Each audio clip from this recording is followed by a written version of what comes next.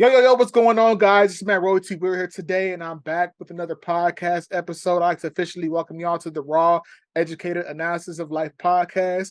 Got my co-host with me, Boonie. How you doing? Hi, I'm fine. How are you? I'm all right.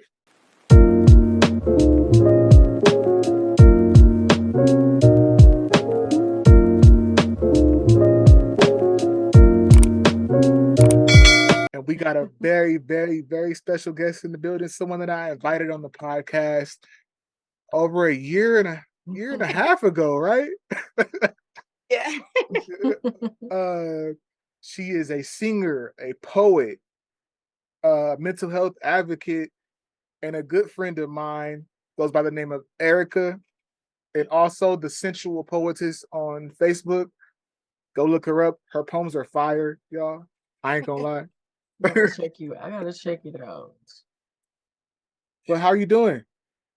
I'm doing good. It was a slow day for me, so I'm doing real good. That's good. I wanna start with the poetry. How long have you been writing poetry?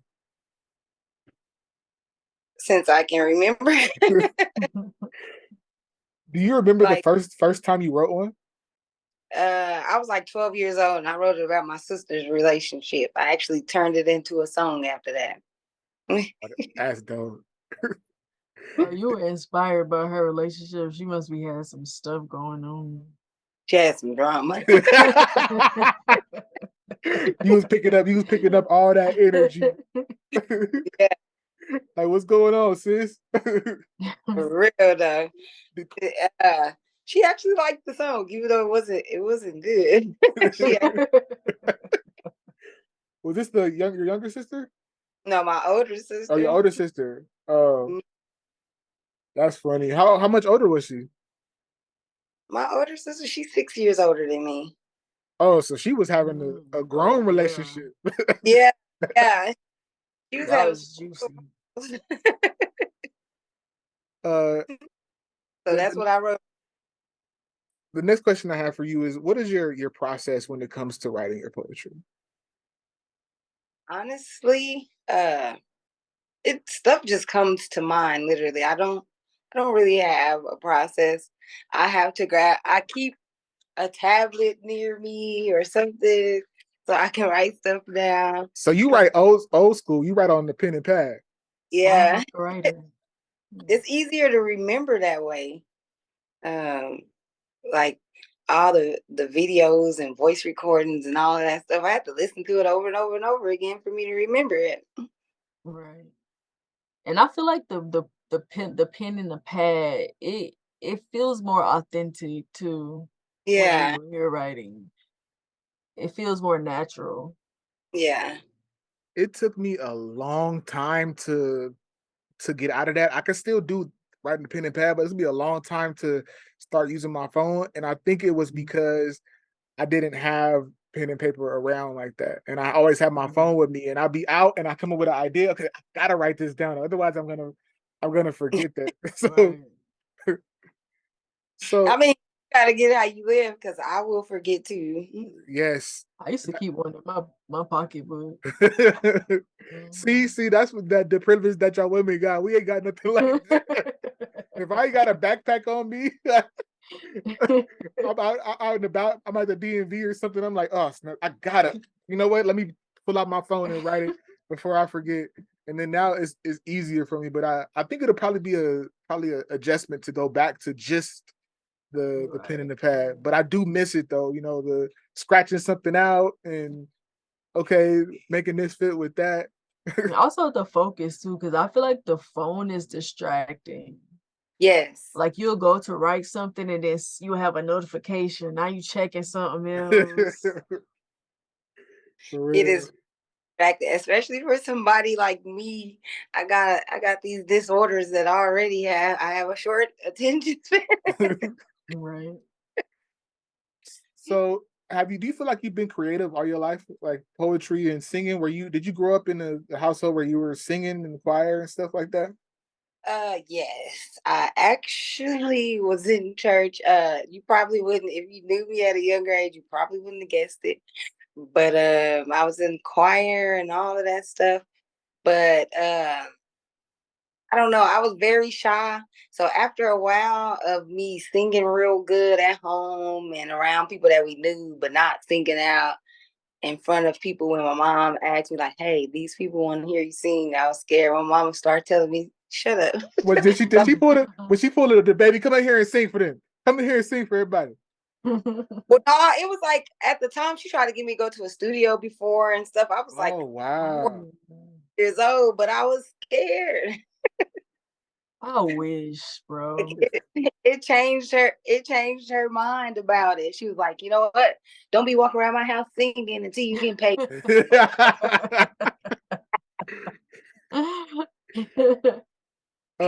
Have you recorded in the studio before? Um, no, I've kind of set up my own little rigged studio before, but not a professional one though. It's it's I really like the fact that we're able to do that now at home and have our own studio setups like I have my own, because it was hard to even get into people's studios back in the day. You know, you got to pay for that hourly time, and then like you got to come with song ready, and then your hour up. Yeah. I was Would like, you record in the studio? Would you do it? I may. I mean, I've been offered a couple of times here recently. And one of them actually, I might take him up on doing a song with him. Uh, a collaboration, or is it he just going to record you? huh? Will it be collaboration, or he's just going to record you? Uh, Hopefully a couple of collabs. Cause I ain't got too much of nothing. He probably need to tell me what his song gonna be about so I can go from that. You don't write songs? Yeah, I write music. You can record your songs that you write.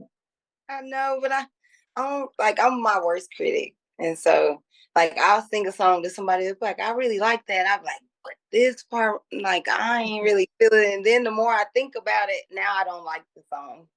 I can't remember. Yeah. Spoken like a true artist. I can't remember what cover she did, but she had sent it to me, and I was just like, "This is amazing!" Like she has a really, really, really good voice. Like it's I and can it tell by stands. how she talked that she I can tell by how she talked that she has a nice I'm just voice. like, and she had shared it to me. I'm just like, she said she was debating posting on TikTok. If she knows, she asked me, should I post this? The first thing I'm gonna say is yes. Yes, post that, post it. Yes, I already know you are. You and my best friend, y'all are gonna like. I don't know why I ask y'all if I want to be shy. That's what a real friend gonna do. We're gonna push you because we know it's good and it needs to be out there, you know. And I feel like it's a form of expression, especially for people like you and I who do have mental illnesses and things like that. Yeah. Growing up, I feel like mental health wasn't where you and I are around the same age too, where mental health wasn't taken as seriously. Do you feel like you use your creativity as a form of expression to get out those feelings that you were having with your mental illnesses? Um, for the most part, yeah. I would have to say yeah. Like even when you young and get diagnosed and stuff, Black families they don't really. Okay, you diagnosed. Right. We gonna take you to church, let the pastor pray over you. Yeah. So you got to find different outlets. Like, of course, my mental health played a part in being one of my outlets. But then, like, once I realized, hey, you can sing, you couldn't shut me up. Like writing music, I started like when I was young. I started writing songs a lot. Like, I wish I stuck to that because I probably would be writing for those too. It's never too late. It's never Yeah, too late. that's true. Right. That's true too. I mean, like, I'm trying not to put my hands in too much stuff And you because have more outlets now because you got social media, so you can control what you put out. yeah, yeah, that's true too. That's true too.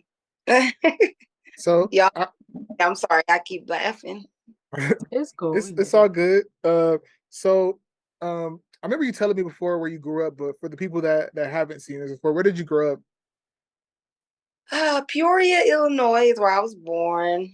I was only there till I was like a teenager, and then we moved to Texas. Uh, Was that an adjustment? Because how far is Peoria outside of Chicago? it was a big adjustment. It's like 14 hours away. Peoria is like 2 hours away from Chicago. Oh, so it's city vibes there, huh? Yeah. So And coming from Illinois to what part of Texas? I live in Waco. The country, if y'all don't know, Waco it's got city parts, but it's still country kind of, like especially coming from the city, it's an adjustment. It's slow. That's why I like it here, though. So you growing up, making that adjustment when you were younger, and I know you mentioned in one of your videos that you started getting into trouble. What was happening around that time, and what led to you eventually going to prison? You said.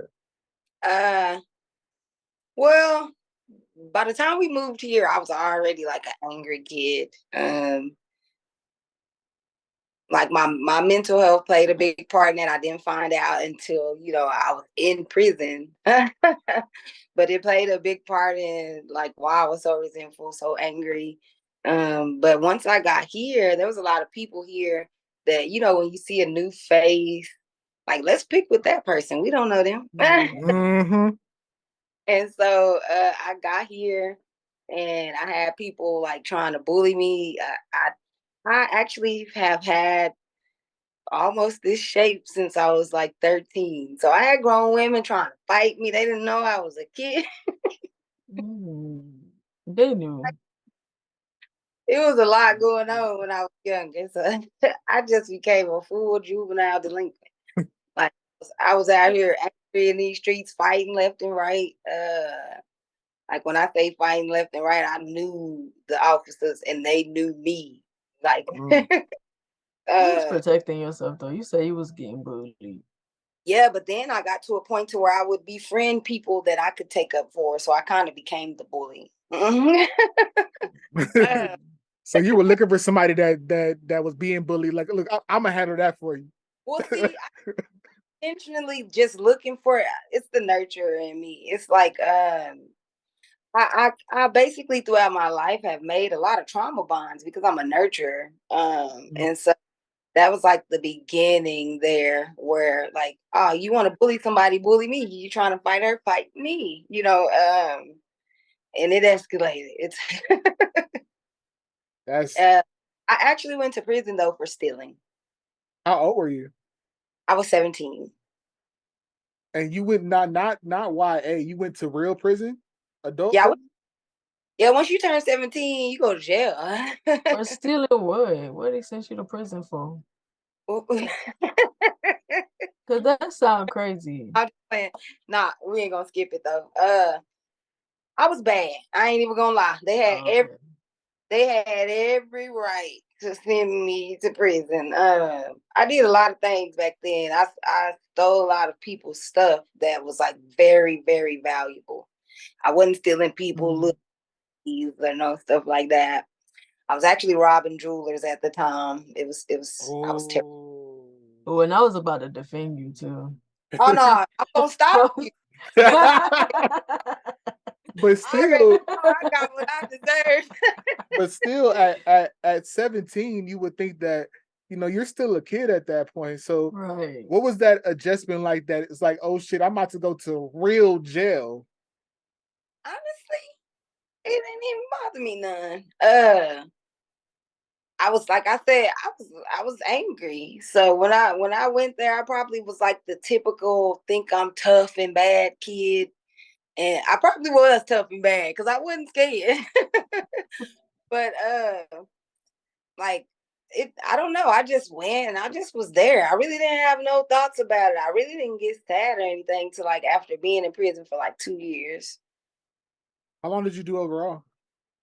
Or So That means you spent your 18th birthday in there and got out when you were 21? Yep, getting ready to be 22. Damn. Dang. So Yeah. did you have any fear though? Like, so you said you were fighting, so you were ready for the smoke? I like whenever you in prison, you don't know what's going on and stuff, and so uh like I feared that something would happen to my mom and I wouldn't know. Uh Mhm. that's really why I cried for the first time when I was in prison. I hadn't heard from her for a while, and I thought she had washed her hands on me because I knew I was terrible. And so I sat there and cried. I bawled my eyes out. I thought my mama gave up on me. Oh And come to wow. just sick and couldn't reach out. But when she got better, she did. So it was more a fear of the outside things that you couldn't control. Cause that's one part about being locked up that people don't know that because I've been locked up before. You are cut off from the world. So there's so many things you can't do. I miss funerals. I miss family events. So like people talk about it. And the crazy part is in families a lot of time, because everybody else was there, they'll talk about it like you were there. Oh, you don't remember? Yeah. Yeah. I wasn't there.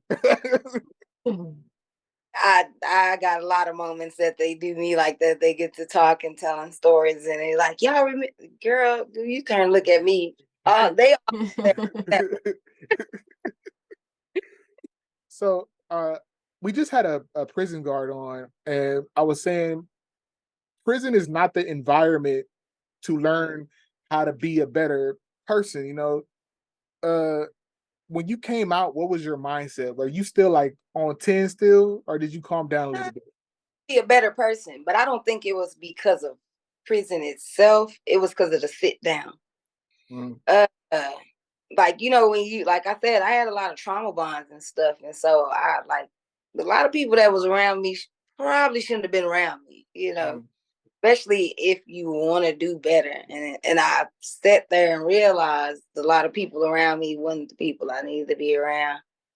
And so by the time I got out of prison, I had a whole different outlook on things. I actually got out and people made fun of me. Like I get called scary now to this day because of they remember the teenage Erica versus the Really?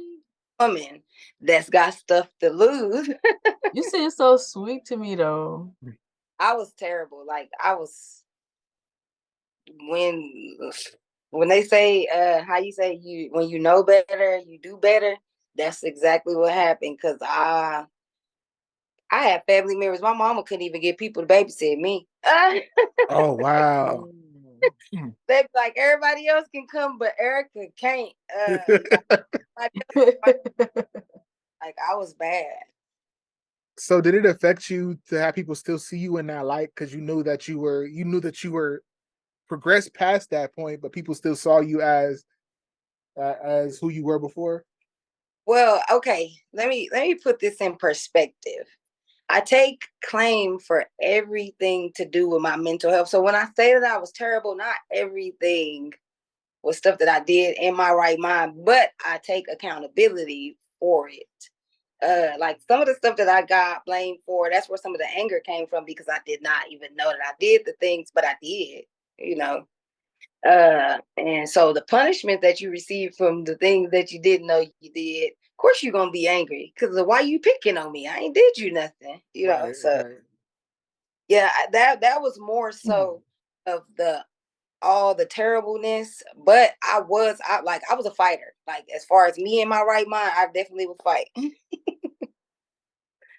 But like it was a bad feeling for me, I won't lie. Uh I think that was another that like all of that played a part in me wanting to change. Like Mm. thinking about the different stuff your family say about you over the years. Now you sitting here, you can't even get those people that you was out there doing all those things with to drop you a line. They won't even saying, "Hey, how you doing?" Bye on a piece of paper. That's one thing that being in jail or prison will do, because I've been in jail before too. You get to sit there with your thoughts. Yeah, And it's the good and the bad and everything that everybody said to you before, where you a fuck up, you this, you that, you sitting there and you just gotta sit there and deal with it. There's nothing else you can do. It's just, well, I got nothing but time to think. Mm, right. Especially if you get, I don't know if you got put in the hole, but that's the worst right there, where you just by yourself, no interactions. I came in like basically in the hole. It wasn't in the hole, but I wasn't able to be around everybody else. I was actually around only like 3 other people. We was the ones that was under 18. Oh wow! So they didn't put you in GP straight up. Nah, not until I turned 18. When I turned 18, then they gone on. It was like we was being babysitted for like some months at first because I wasn't old enough to be in general population. You would think that they had the wherewithal to know that you're not old enough to be in prison and put you separate from there. That maybe you're Right. not old enough to get sentenced as an adult. You know. Oh, I was in there with like a 15-year-old and some more stuff. A But 15-year-old. they did some things. Not remorseful for it at all. Like, don't get me wrong, we was kids, but we all did our crime to be in there. We definitely did. What was some of the worst things that you heard people had done to be locked up? There was a woman in there with 9 life sentences for like killing people.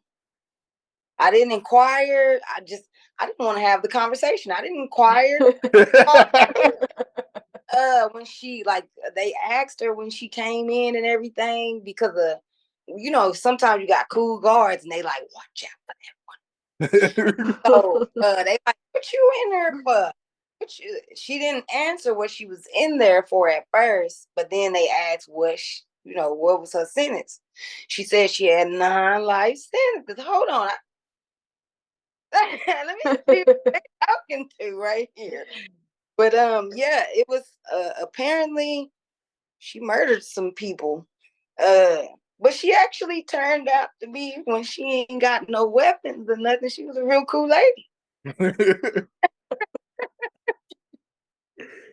She was in my group for about a year. She was actually a real cool lady, but she was definitely a crazy lady. I don't would know love what to be in that courtroom when they hand down that sentence though. Like, what is the thought process? One life sentence is enough. Like, you're not gonna live They 9 be times. doing too much, bro. 9 life. They be dragging it for real. that's if you ask me, it is way too much. Like, what y'all gonna do? Wake her up? Like, Right. her, like it don't even. Like, you thought she was dead. Nope. Got another life sentence. Dragging it. It don't even make sense. But I know, like, the worst thing from the youth offenders when I was there, it was a girl that killed her mom and dad. Was she black? White? Yeah, we was all in there for our reasons. Mine might not have been as bad as theirs, but we had. Was that girl black? White? What was she? She was white. But that don't matter, because then I had a black girl come in there and she killed her baby. They actually had her on TV and stuff. Her baby? Put her baby in a trash bag and put it in the trunk and stuff. They had her all over little television shows at the time, and then she ended up on my unit. Was there any crimes where like people, because I don't know how it is on the women's side, where it was just like, hell no, you can't be here type shit. Like, you are not allowed here. Honestly, I think it is, but I don't think I was at them units. Like, when I went there, I was already a youth offender. And so then if I don't get in trouble, I became a trustee. And so everybody wants trustee status in jail because you get to do more stuff than everybody else. I didn't have to be at the places they was at. When I got old enough, I was at a camp where I could actually walk out of a gate. I mean, yeah, you can't go too far, you're going to get shot, but you ain't nobody got to open it for you. I can open it for myself. Right. That freedom is something else. Yeah, I actually, at one point I worked at a mechanic shop. I thought I was being set up. They had me go with him to go pick up a car, and they was riding in the Gator, a little like basic golf cart thingy, and I was driving the car. I said, they're gonna try to shoot me. They set me up. But hey, I mean, like that. I ended up doing that a few times after that. So yeah, I was giving you too much freedom. You were scared. Yeah, I was scared to set me up to get me. Like, hold on, I thought prison wasn't like this. Was there male and female guards there? Yeah. I actually wish that there wasn't. But yeah, there was male and female guards. I actually had a male guard that he was, I would say, a harasser to say the least. That's what I was just about to ask. Like, were they like harassing you? Because I know that that's not something that really happens in men prisons. Like, it's the other way around, where the men will harass the female guards, but I know the men are gonna be men, you know, gonna be dumb like that. So, is that something that happened to you where they were disrespectful or trying to hit on you? Yeah, only one guard did me like that. And he was like I said, he was definitely aggressive with it. They ended up moving me to a different dorm. And the setup in the dorm was there was a seat by the end bunk, which was mine, and then there was the main cage. For some reason, he worked nights, and whenever he came in, instead of sitting at his cage, he sat at my bunk. And instead of letting me sleep, he kept waking me up. And if I wouldn't wake up, he'd bang my bunk and wake up a few other people with me. Why did He he ended up talk? It wasn't just me though, because he actually ended up going too far with another inmate and getting walked off the unit. They should have put him in there. Right, right, and walked away. Right.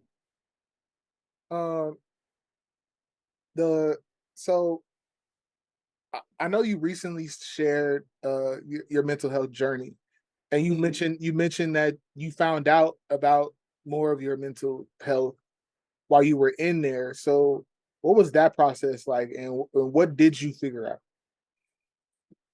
It was weird and informative, and some people was kind of rude.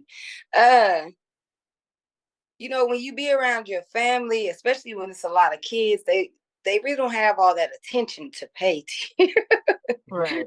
And so seeing how weird you act and all of that, they really not, doing all of that. But then when they put you in a dorm with 50 women, you know what I'm saying? Like, there's especially women that just ain't got nothing to do except whatever assigned jobs that we are assigned to. And then after that, we got nothing to do. They started dropping like I-60s on me, telling people that they said I needed to get out of their dorm.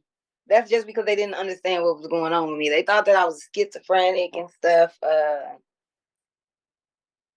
Then, like, once everybody found out what really went on with me, they kind of became my friends. But I don't think just my friends, but my others, their friends. I think more so their friends than my friends. What Uh, um what was the diagnosis that they gave you in there? well, I already had a diagnosis, but they just basically confirmed that it was DID. They never confirmed it to me. Like, it was actually in the paperwork. They never confirmed it to me because it seemed like nobody knew how to work with it. It's called dissociative identity disorder. So at first, all they kept putting up there was mental health disorder. Like, but they would list off my PTSD, my depression, and then this mental health disorder. So, do you think it was because they just didn't know how to deal with it, or they were afraid to address it? Understand it. I know that they didn't. They were afraid, definitely. Like, literally, they've once everything was like checked out, different tests were done, they basically like said, you know what, you crazy. Threw me to the wolves. So they definitely are scared of it. I think it's like because they really just don't understand. Yeah, it's probably out of ignorance because people are afraid of what they don't understand. Yeah, Exactly. because of, like, I know that people see these movies and stuff like that, but I see movies of regular people turning into murderers on there, but that don't make me scared of people when I walk out the door. So because you see somebody on the television with multiple personalities, and Hollywood wants it to be interesting, So they got to throw some interesting. Yeah. So this person is a murderer and they crazy and they didn't kidnap kids and all type of little crazy stuff. And now that stigma walks around with me because people don't understand. Right. It's That actually when you're creating, when you're in a space where you're being creative, and to just give it just to label the people having these issues as having a mental illness that you know nothing about, it's actually irresponsible. I feel like people should be more responsible with the way that they create, the identities that they give characters and stuff like that, because like you said, it does force people who actually have these mental illnesses to walk around with these stigmas, and everybody is ignorant. They don't have anything, because I feel like when it comes to school and stuff like that, we should have a course to teach us. I feel like the responsibility falls on the person with the mental illness, and I feel like everybody in society should take some of that responsibility, Yeah. so we can be cordial with each other, so we can know how to treat each other. Yes. it needs to be I more of a dialogue amongst us, because uh there's rarely, like, it really bothers me when I hear somebody say, "Oh, that's that they got schizophrenia. You never know what they're gonna do to you." I'm Right. like, do you know that most schizophrenic people, they're inside of their head. They are not thinking about you. You're right. You are not scared of whatever is going on in their head, then you could be scared of it. exactly. They're terrified of what's going on with them. But because you see somebody, mumbling to themselves or something like that, you think automatically is the best movie that I've seen that portrayed schizophrenia was A Beautiful Mind. A Beautiful Mind. I'm just gonna say that. Yeah, but almost every other time you see a mental illness portrayed, whether it be bipolar, whether it be DID portrayed like he's a monster in Split. Right. That movie, I hate it. I'm not even gonna lie, I hate it. They exaggerate things, And definitely. then the fact that he turned into an animal. He turned into an animal. And do you know how many ignorant people out here actually think that that is possible? They sit there and they say, you know what? I mean, like, just think about it. If you can, I've had a person literally sit down and have a conversation with me, somebody with DID, about that being possible. I hate that movie. I do. Civil, I don't like it. I won't say that I hate it. I don't like the movie. It's fine if you hate it. It's fine. Yeah, like that movie right there, it started the stigma with a lot of people. A lot of people like, oh, if she trying to kill herself, she'll try to kill you. Who trying to kill That's themselves? the dumbest You know? thing I've ever heard. It is the dumbest thing I've Dumbest ever thing heard. ever.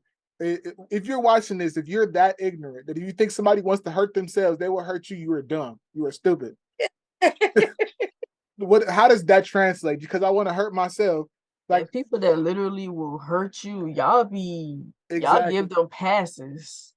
Somebody that Give has them done it. passes so many times. Y'all know so many people who have hurt people, who have killed people, and y'all give them passes. But somebody who would commit suicide or something like that, y'all are like, no, I just can't be around somebody like that. It's weird. Yeah. That's because a lot of people don't have empathy these days. None. And, None. Like, and when they do, it's for the wrong people. yeah, and so like that's what I mean. They don't have genuine empathy because it probably makes them feel all weird, you know. How you say I'm feeling all funny inside on Major Pain. It's feel weird to actually have empathy for somebody that genuinely deserves empathy. You know, a lot of people are just after who's popular, this, that, and the third. Mhm. They don't care. They could have robbed the bank, killed 2 old ladies, and the security guard while doing it. Free him. I'm saying this until it's backwards. Looking at I swear they kill me with that. I I feel Don't like free him. Let him stay right where exactly he let is. that nigga rock. exactly. But if you're scared to have this conversation with somebody, that's how you combat these preconceived notions that you have, is by engaging in a dialogue with someone who is schizophrenic, who does have DID, so they can explain to you who they are, because they're just like you.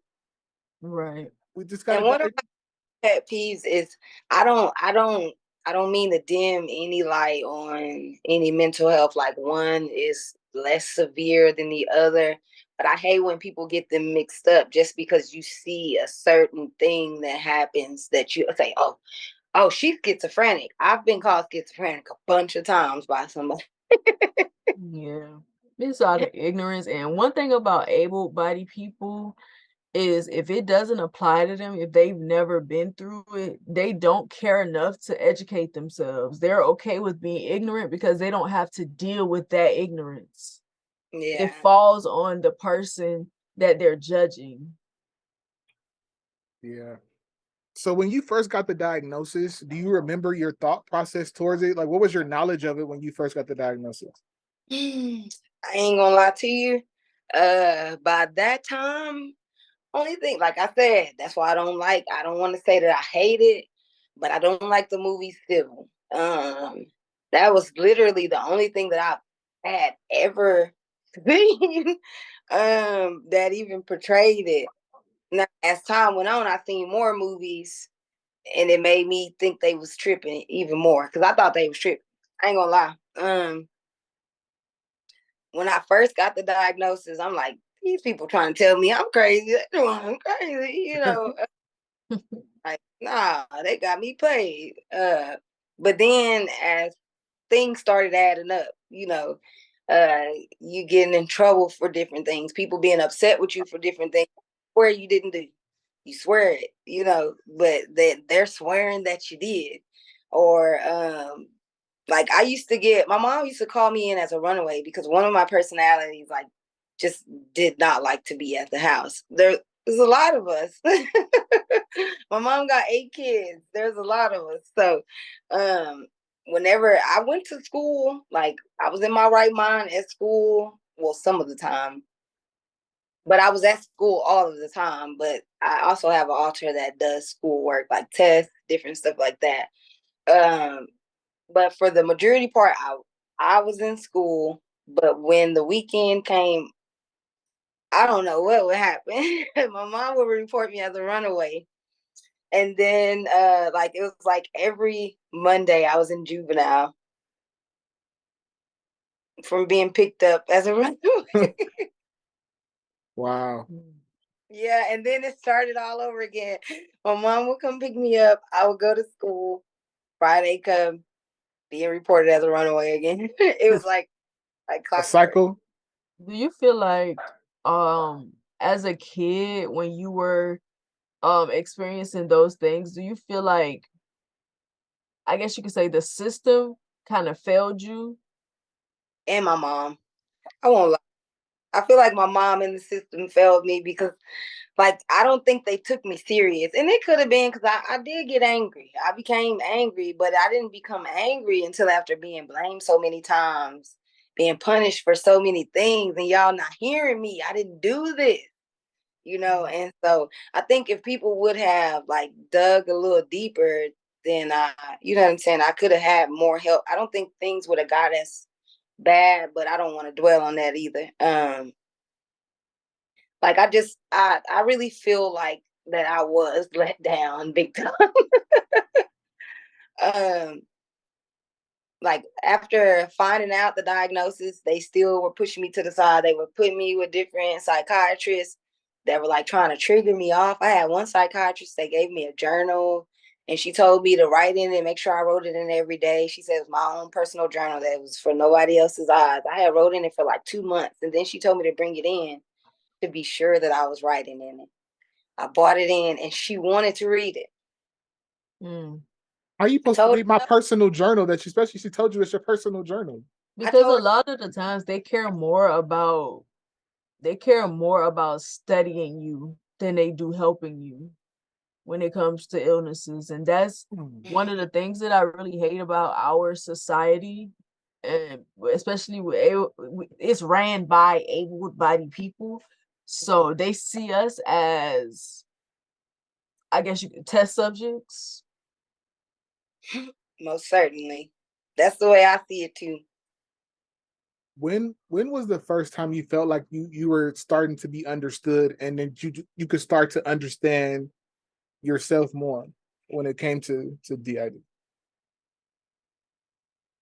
I had a therapist, and his name was Hayward Green.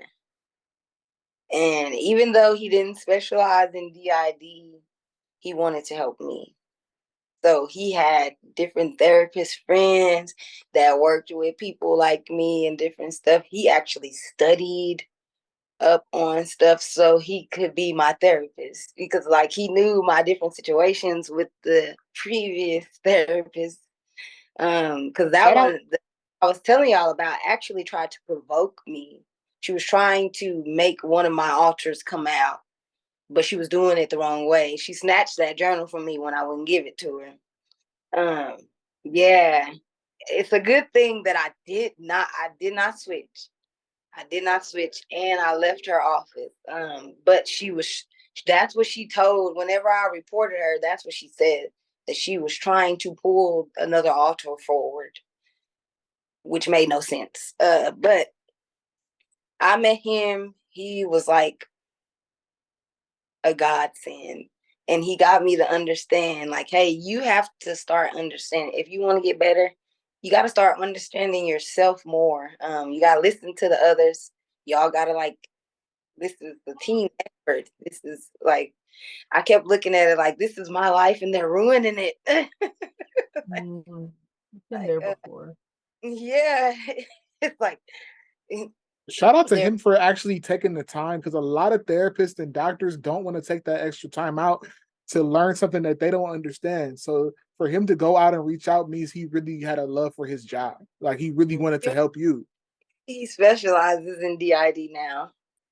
Oh, That's that's awesome. great. That's And great. even afford him. That's so dope. But Yeah, that's That's so amazing. dope. That's so dope that he did that. Like, and you were the trigger for him to learn more. And I bet yeah, he's thankful to you because he found a passion in it.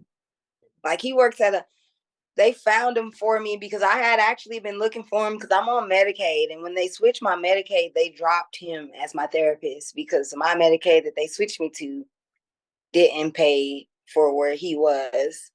And so like all these years had went by, I hadn't been to this therapist, this therapist. Honestly, my alters will write them off really quick.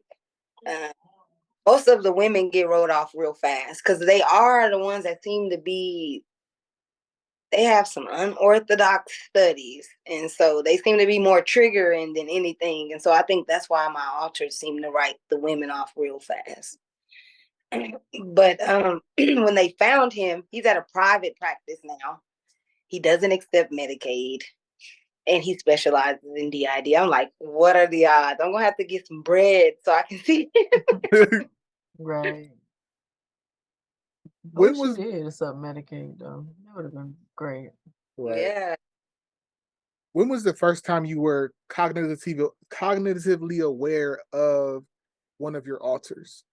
And for people that don't know what an alter stands for, because I want people to have an understanding for the proper terms, can you explain what an alter means? Well, we are all alters. I am considered an alter as well. When two or more personalities inhibit one body, they're alters. Whoever is actually talking, like right now, I'm talking to you, so I am would be called fronting right now. But yeah, an alter is just another one of the personalities. I can't say one of my personalities because like the therapist has made me understand we're all personalities. It's not my life, it's our life. So yeah. So when were you first aware, and what was the first personality that you were aware of, or first alter that you were aware of? um Melinda. I actually have no way of communicating with them outside of us actually like as if I was going to communicate with a pen pal or something. We write little journals to each other. They'll sometimes leave recordings. I keep I record my house 24/7, and so sometimes I'll get little stuff off of there. But as far as like actually talking to them, I don't. But I see videos, I see interactions. People reiterate the interactions to different stuff like that. But Melinda was the first one that I actually heard about. But the one that actually appeared first from my mom's standpoint would be one of the kids. Now, which one, I have no idea. Do you know how many authors that you have? So far, no. I think I got about 13 down right now. It's like I had the names down and everything, and then it's like I need to actually meet these people. My memory bad. I don't remember all without putting faces with them and stuff. Right. But I think it was between 13 and 16. I had them written down somewhere. But the main ones that come, it's like 4 or 5 of them. So I have a question, and I want this to be educational for people so they can get over the stigma. If you switch, which means that you one of your other authors comes out, right? That's what that means. Yeah. What is the proper response for someone to have during that time? If they notice, because a lot of times people won't notice. Yeah, that's the one thing. That's the one thing that I've noticed, especially with the kids. It hurt their feelings if you act different. I've seen videos of the kids crying because somebody started acting weird. Now, like you act like you're scared of them or something to that nature. So I feel like if unless we was talking or something, now if we was holding a conversation and this person ain't gonna partake in it, then I just going on or whatever, or just sit there or whatnot. But like if we're out doing something or something, don't act no different unless they do something that like I don't. That's the one thing that when people are around me, don't let me do something that I shouldn't be doing though. I mean, I get it, allow them to do them and stuff. But if you see me hanging off the balcony, say, don't do that. Like, Right. Don't do that. My So biggest thing, basically be a real friend. Be yeah, a but real people, friend. I think a lot of Don't people switch up. Just like actually, I think it's weird for them. And instead of them just like saying, hey, you know what, I'm not the best person to have around you when you like this, because it's weird for me. I ain't going to be able to, do what you expect of me. They'll say, okay. And then next thing you know, I'm down the street. I'm like a 5-year-old kid down the street somewhere that I shouldn't be, different stuff and like that. they leave you. Um, I, I've I've had some of the weirdest situations ever happen to me when they see me switch. I was actually talking to a guy that took off running from me. Like me and this guy was trying to date each other. And of course, Nigga. yes. He was a big guy too. Like what you scared of me for? My homegirl is the one who told me. She was like, I wouldn't talk to him no more if I was you. Like he literally took off running. And I was like, you lying. She told me, I am not. She said, fear was all over this grown man's face and he took off running. And I didn't talk to him no more after that. He a clown for that. You definitely should, and especially if he knew beforehand. If I you told him. crazy part, yes, I went a little younger than me. This boy has been around my family for a real long time. He's my little brother friend. He been around my family a long time. He definitely know. I think it was like his first time ever seeing it though, and so it like freaked him out, which is it's fine. But go on, don't come back around here. Too late now. You done messed up your chance. Yeah, don't come around here no more. I've had like I was trying to talk to this dude back home, like some years back, and I think he just was one of those people that picked up on stuff. A guy in Illinois, and I think he just had a strong intuition. He noticed a switch once, but it wasn't nothing bad happened. Nothing bad happened. He didn't actually say nothing at the time. He took me out on a date and then asked me like what I have going on. Now, being that I lived in Texas, he lived there, and I was not sure of what we had going on. I wasn't comfortable with having a conversation with him. Like that's it. I don't know where we're going. And so I've had people hold it over my head, knowing that at that time I was so scared of people finding out.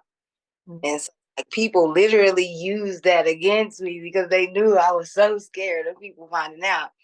And so I told him I wouldn't tell him. You mean like threaten you? You mean like threaten to tell other people? Yeah, like I had an ex literally put it on the internet. He was stalking me, but his way of being able to embarrass me was to say that I was stalking him and that I had multiple personalities. I actually have a.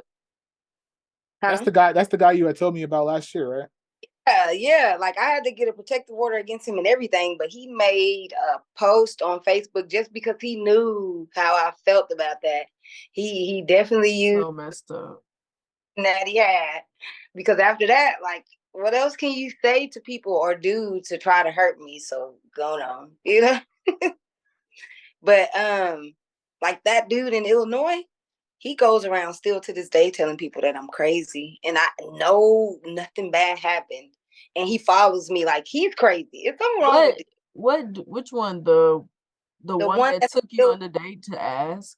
Yes, because he got mad with me and he ghosted me and everything because I wouldn't have the conversation with him, which was fine, But then, like, he took pictures. He's a photographer. He takes pictures in the club, and so he was like coming up to talk to me because he seen me out. Like, no, don't come talk to me after you didn't ghost me, And so after that, every time somebody would come up and talk to me, he would like go up and say something to him. And at first I thought it was just me being paranoid. I do got PTSD and everything. And so I kept thinking, he is talking about me. He is telling people stuff about me. My little sister even was like, you tripping, and then like finally one time we go to the club and this young dude comes to try to talk to me. Now I brushed him off, but he went up to him and talked to him right after talking to me. So I decided, you know what, I'm gonna take one for the team. I'm going to go talk to this young man, give him my phone number.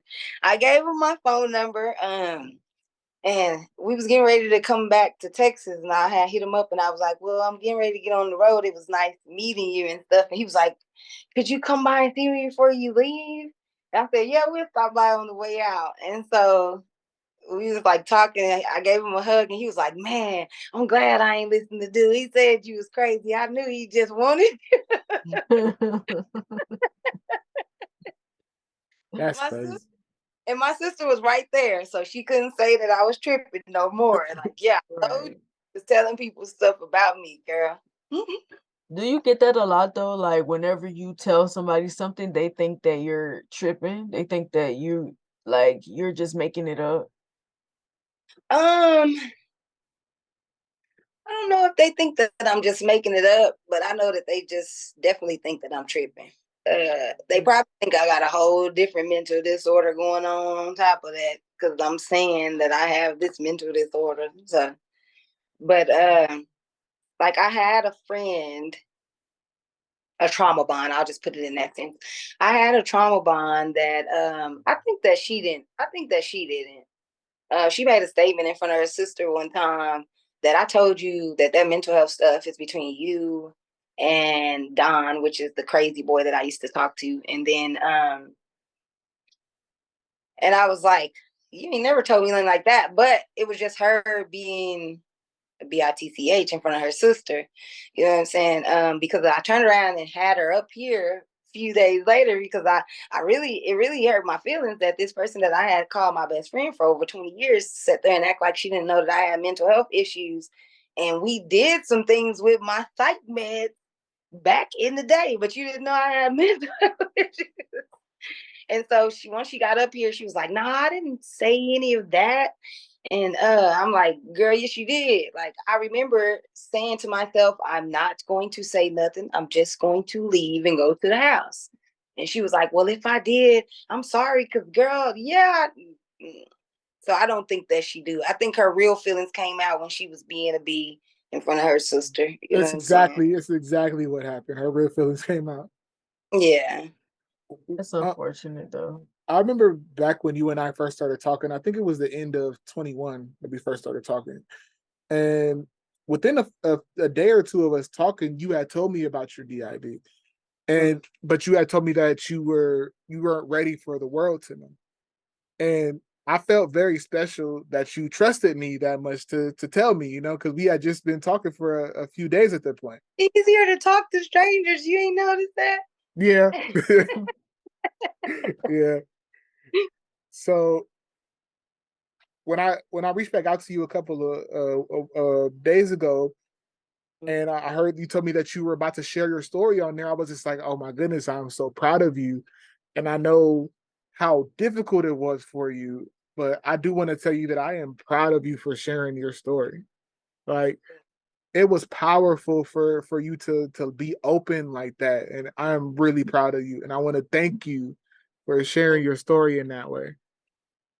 Yeah, I don't know you, but I'm proud of you too. Thank you so And much. I love how you're discussing it, the way that you're discussing it, like because I kind of feel like when it's hard to talk about it, people don't really know how to, but I feel like you have a way of making people understand exactly what it is. So if somebody misunderstands you, it's because they want to. Yeah. Exactly. Uh, Yeah. since releasing your mental health video on your YouTube, have you gotten any feedback yet? Not much. I got a comment from you. There was a lady that commented on there, but like I think, and that's another reason why I put it on YouTube is because I don't really have a big following. But I think I think I've gotten brave enough that tomorrow morning I'm going to share it to my Facebook, and so hopefully that'll. I'm about to follow you right now on And YouTube. I told you that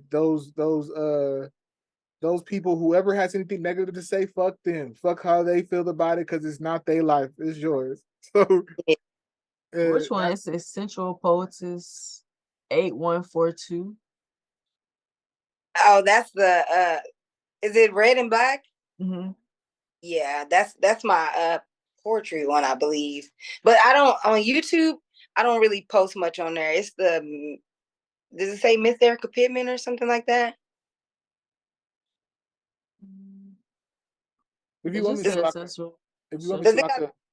I got could. like with one of those African shirts on? This looked like you, so I think this is you singing, doing a poem, you Yeah, yeah. performing. Okay, yeah. Let me find out they got Central Poetess up there. I guess I got it kind of way. um, Before we kind of shift the topic a little bit, is there anything that you want people to know about uh about your DID or PTSD before we shift a little bit? Um, I want them to know that because we have DID don't mean we serial killers. It don't mean we want to do you no harm. We live a life just like you. We most of the time we're not worried about y'all. Uh, At all. At all. only time we worried about y'all, you step on our shoes, take our food or something like that. We ain't worried about y'all. And so, yeah, I just want people to stop being so scared. Like it's literally all of the stuff that you didn't learned about DID from movies is bull. It's just straight bull. Like get to know some people that actually have the diagnosis, and you'll see we really some cool people. And like our creativeness is almost endless because our alters they have their own talents as well. They paint and draw. Uh, That's what I wanted to dive into as well. Like, what are some of your authors' talents and gifts that they have? I have a carpenter. Ooh, Yeah, we've actually made a couch and bed and stuff like that before. wow. I have an artist. The kids, they love to draw, and they're actually pretty good at it. I'll be right back. Look, I don't want to not put it up here. Which look like Nicole ain't been drawing, but Monica have. She draws. Now, Monica is, hold on, let me turn the light on. Monica is a kid. She didn't really draw it really dark on this one. I was wondering what it was at first, but it's two faces. That's dope, though. One of them, she's 5. Monica is 5. Nicole is 4. I think she was like into this drawing the faces at first. She did another face. That's a face. And then like she starts, I don't know. I guess because I bought charcoal pencils for them, but I didn't know that it made this big old mess. More faces. It looked like she just doing squiggly lines, but they turned into faces though. That's actually really good. 4 and 5 years wow. old. That's really good. Yeah, she does better than me at 36. I swear I can't draw to save my life. Oh Oh, wow. I love that too.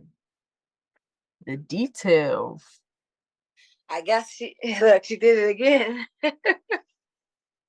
This one, Yeah. this like my hands getting dirty from that one. Monica is, you said Monica, right?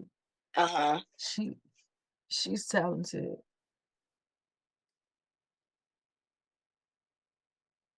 That's Oh, my I love favorite. that one. That's my favorite I one right love there. that one. Now this one is supposed to be That's supposed to she be. said, yeah, she told my friend that this is us. So Oh, I that's so guess that's all me and my other personalities. that's so beautiful. I was Yeah, gonna ask that too. yeah, huh? I was gonna ask if that was all of you and your personalities. Yeah, that's what she When I saw said. the group. I I've I'm had. not though at all. I can't draw to save my life either. I can't. I try. I could do a little one too. I Little took one. I took a art class, right? And the Mm-hmm. only reason I passed is because my instructor did my drawings for me. Like he would come by like during the class. I promise you.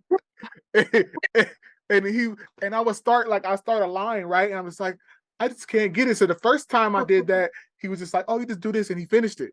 It was like, "Okay, you got it." And then I was just like, "Oh, he can do the work for me." So every time he came by, I would start a draw a line or whatever, and then he would just finish it. He was like, "Yeah, there you go. See, I got an A in that class, but I didn't Whoa. draw. I didn't draw shit. I didn't draw shit." He probably don't even remember that he finished your work for you. For real, I Right? swear. He graded like this look real good. Yeah, you did. Right. I've had the privilege of meeting Melinda, and Yeah. uh, I've seen you switch, and there's nothing to be afraid of. Like it's nothing at all to be afraid of. I just continued the conversation, and Melinda was, I don't know if the other authors are aware, but she was aware that she was an author, and she said, "Okay, nice talking to you, but now I'm going to hand it back over to Erica." And that was it, you know? Yeah. So, What people get scared of, I think it's literally just the not understanding. Yeah. it's not understanding and not caring to understand. That's the thing. You have to want to be caring. You have to be empathetic enough to be like, "Hey, let's talk," you know? And I'm sure Either way, you're a person. You're all exactly. people, so what Yeah. will be different? They try to write. See, that's the one thing that I don't like about society, because of like one way or another, most people are walking around here with some mental health issue. But Yes. because they haven't taken the time to sit down and talk to a therapist, or because of they won't, because of shoot, ain't nothing wrong with me. You know, they think Mhm. better than people that's actually trying to deal with their mental health. It's so ridiculous these days. I've had people actually tell me they don't believe in mental health issues. Like different stuff like that. I've heard of it. I've heard that too. I've heard that too. People, oh, you just made it up, or you. Well, one thing, my worst thing with depression, because I have depression, and I was diagnosed with bipolar when I was younger, but now it's major depression and possibly PTSD. They sit there and tell me, well, you just be happy. Why can't you just be happy? Right. Nigga, I've never thought of that before. I have never been diagnosed. I have never been diagnosed, but I definitely have depression. But I have a chronic illness. So I know a little bit about how able-bodied people treat you for having anything that they don't get. Yeah. Yeah. And I've been, people talked about my cuts before. Like, there was a point in time where I was embarrassed to even show this. Now I don't give a damn. This is a part of who I was at the time. No, I don't do it anymore. But I was so embarrassed. I would tell people a lie, and I'm gonna share a funny story. I would tell people, they would ask me where it came from, and ask me if you will believe this story. I said I wouldn't. I said I'm gonna run. I said I was running from the police, and I hopped over a razor wire fence, and so I stretched out my arms on the razor wire. I slipped down, and it was just like. It was like, they believed it. It was just like, oh damn, for real. Like, wow, and he made it.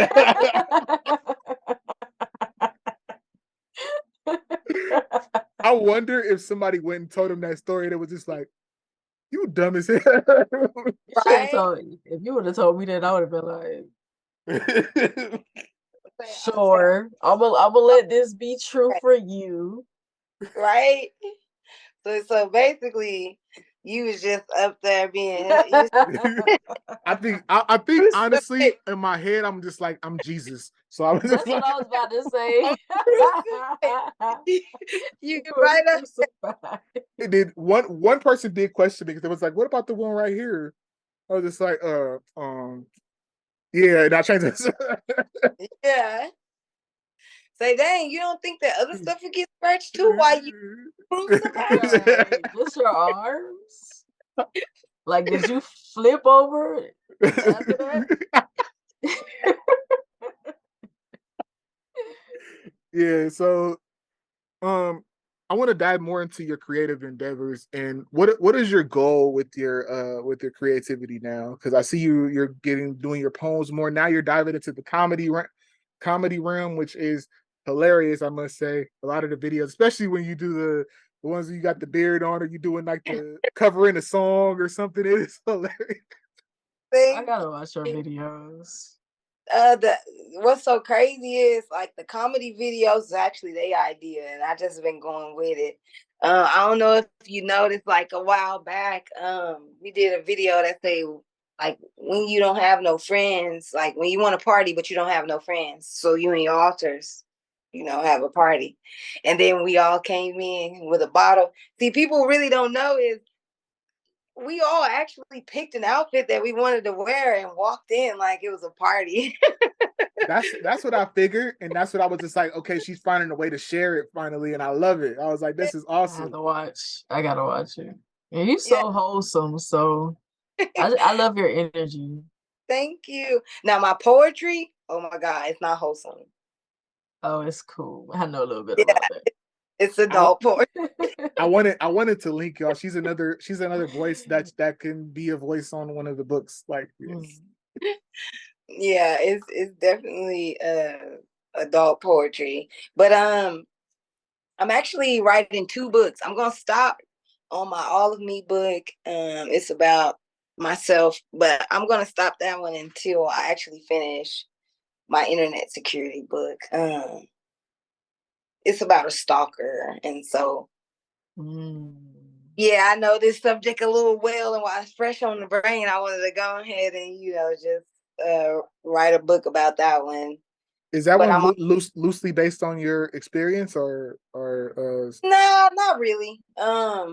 but I am using things that was done to me to put in the story. But like everything is different, really though. I did keep my hometown, and I kept Texas, but not Waco. You know, if I'm gonna make up a story, I might as well stay somewhere I want to stay. You know, Right. Right. Yeah. And as far as the comedy go, like I actually want to see how far that goes, because of most of those videos be their idea. Now I do come up with videos, my own ideas. Of course, I have to write them down right quick, but like half of the time, like videos will be started, and then I have a little recording telling me what I'm supposed to do for my piece of the video. So That's dope. yeah. Right. It is. So go ahead. I was gonna say, I love how you found a way to coexist with all of your personalities, because I think that is so important when you stop um looking at it. Like you said, you used to think that, they were ruining your life, or and your I think you said your therapist kind of told you how to think about it. I think that that's the most freeing thing, when you're able to coexist. And I can see how happy you are being Yeah. able to do that. That's amazing. And it feels much better now that you don't even realize it feels much better. I'm like actually smiling through this podcast. My YouTube video, I cried mostly through it because it was like hard getting it all off my chest. But now it's like, hey, it's out there. Right. Because like that was a lot of stress. Like my biggest thing, Melinda, some of the kids, they would post stuff. I would wake up the next morning stressed out, worried about how many people saw it before I deleted it, all type of different stuff. Now I don't gotta worry about none of that. If you saw it, oh well, yeah. Well, did you like it? Right. And the kids was the main thing that I tried to keep people from seeing. They like to do the stories. I think probably because it's easier to do the stories. They probably don't know how to do the other stuff. But I would wake up and one of the kids would be on the story. Oh my God, all these people didn't view my story, all this stuff. Now, I can tell you're happy. I'm very. I can feel your energy. I could feel that freeing happening on the video that you made. I could feel that you were lifting that burden off your shoulders. That's why you were crying, because I could feel it. I'm like, I know it needed to happen. I was feeling for you. I was about to start crying with you. I'm just like, she's doing it though. Like she's expressing herself, and fuck everybody else, because it don't matter how they feel. Exactly. I finally got mentality. I mean, like, don't get me wrong. I talked a good talk for a good while there. Yeah, I mean, like, I am this person I'm really loving and stuff, but I said a lot of things like, F what everybody think, while inside, like, I wish nobody finds out, and so now I'm just really at that point to where F what y'all think. Right. That's amazing. That's beautiful. The last thing I want to touch on, of course, I want to have you on again, but I don't want to take too much of your time, is the poetry that you do now, the sensual poetess. Do you feel that's a different side of you, since it's very sensual? You talk about it's adult, so that's actually a side of me that I noticed that me and Melinda kind of have our, I guess that's our time for each other. Because I didn't realize for a while there that she helped me with a lot of my, like, if it's a regular poem, she won't help. But if it's a naughty poem, she'll help. And so Melinda freaky. yeah. if you ever notice, and I don't know if you mind me saying this, but when you Melinda posts on your page sometimes, if you ever see the MR on there and it's a little bit different than what Erica will post, that's Melinda. Yeah. She actually got to where for a little bit she wouldn't put the MR. But I think it's also because someone was noticing that it was her and was actually saying, "Hey, MR," on the comments, and so I think that's why she stopped for a little bit. But yeah, it's a lot of people that think that I post a lot of super raunchy pictures when I do because it's my body, but I don't.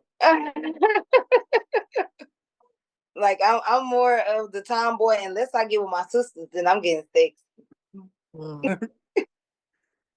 Yeah. Do you have fun when you're reading those? Because it seems to me like you're having fun when you're doing the reenactments and you're reading them. Mm-hmm.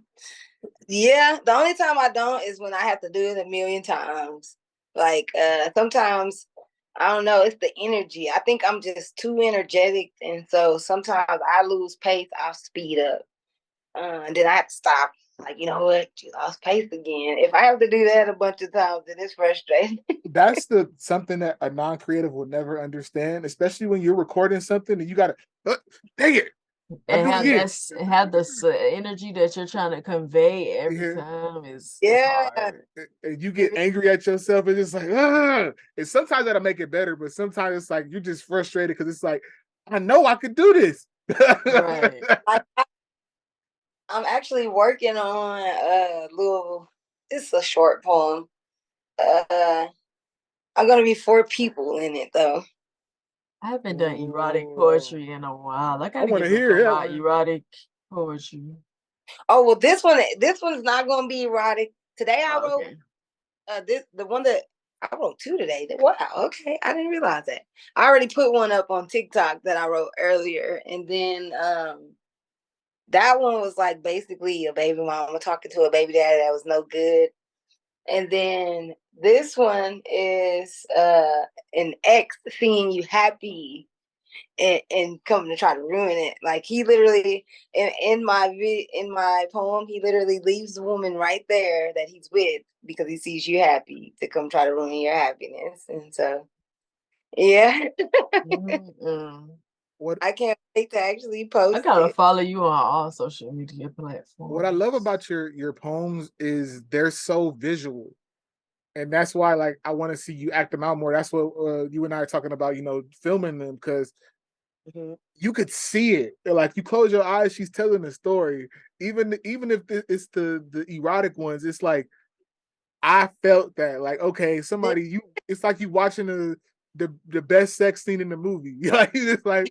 And you can literally make the characters look how you want and all that stuff. That's what I like about reading and stuff is that like instead of versus watching a movie, because if they put a face up there and I read the book and be like, that ain't even how I pictured the person to look, different stuff like that.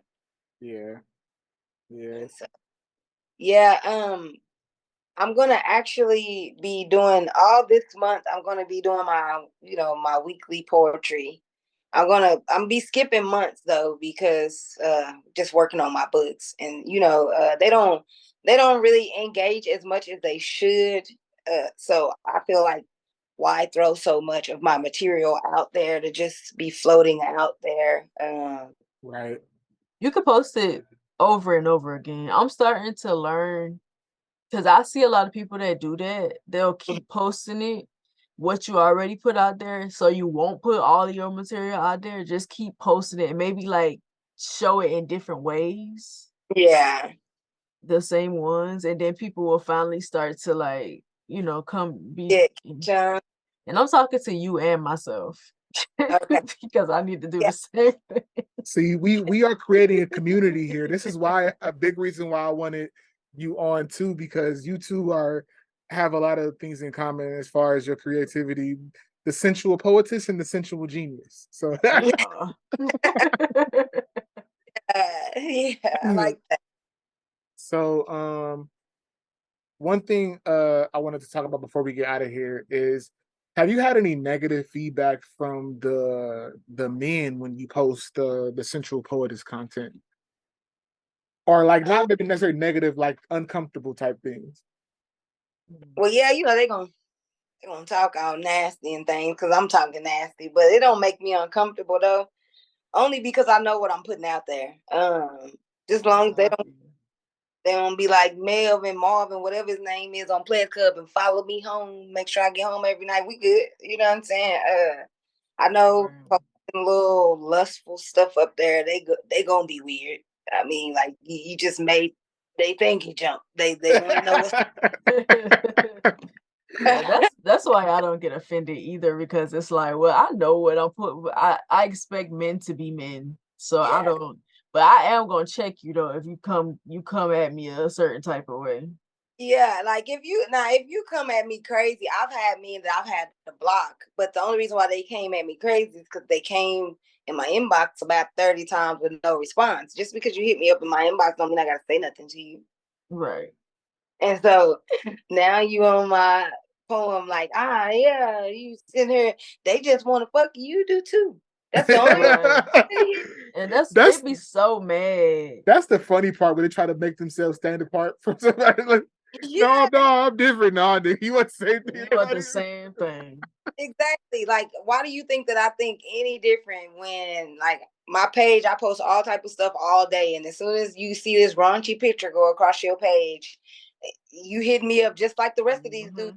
They just want to fuck. So I guess you're in the same category, buddy. Exactly. It reminds me of that post I saw on Facebook a couple of weeks ago. The nice niggas still want to fuck you. They do. That's Yeah. one of the realest things my stepdaddy told me. All men are gonna want to have sex with you, but there are gonna be some that don't just want to have sex with you. Yeah, but see, I like the thing about it is that man, I actually have been ignoring him because he makes a lot of woman hater posts. And I ain't gonna judge you as long as you support me on my page. You can say whatever you want to on yours, unless you get to talk about my people or something like that.